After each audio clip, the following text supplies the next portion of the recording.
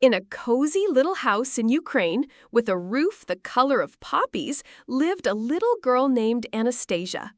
Her house had a big, sunny garden, and it was her most favorite place in the whole wide world. One bright spring morning, Anastasia and her babushka, her grandma with a smile as warm as a sunbeam, went into the garden. Babushka held a small bag filled with tiny striped seeds. "These are sunflower seeds, my little Sonechko," she said, using the Ukrainian word for little sun. "They grow into giant flowers that always face the sun." Anastasia's eyes grew wide with wonder. She took one tiny seed and planted it in a special sunny spot all by herself. "I will take care of you," she whispered to the little seed in the dirt. Every day, Anastasia watered her seed. She watched as a little green sprout poked its head out of the ground. "Hello," she cheered. The sprout grew and grew. It grew taller than her boots, taller than her favorite teddy bear, and soon it grew taller than Anastasia herself. A big, beautiful yellow flower bloomed at the very top. It looked just like a happy, smiling sun. Anastasia named her flower Sonechko. Every morning, Sonechko would face the rising sun in the east. All day long, its heavy head would follow the sun across the big blue sky. Anastasia would sit in the garden and tell Sonechko stories about brave knights and talking animals.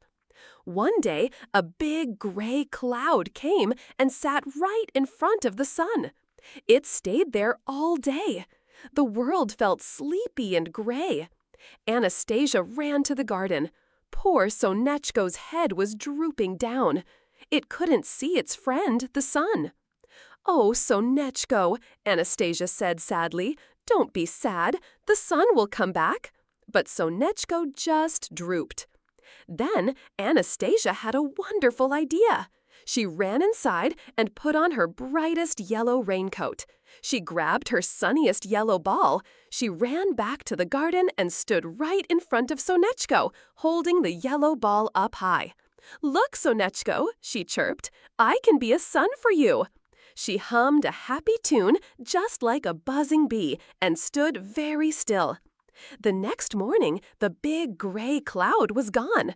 The real sun was back, shining brightly in the sky. And Sonechko was standing tall and proud, its big yellow face turned right towards the sun's warm light. Anastasia giggled. She knew her little flower was happy again.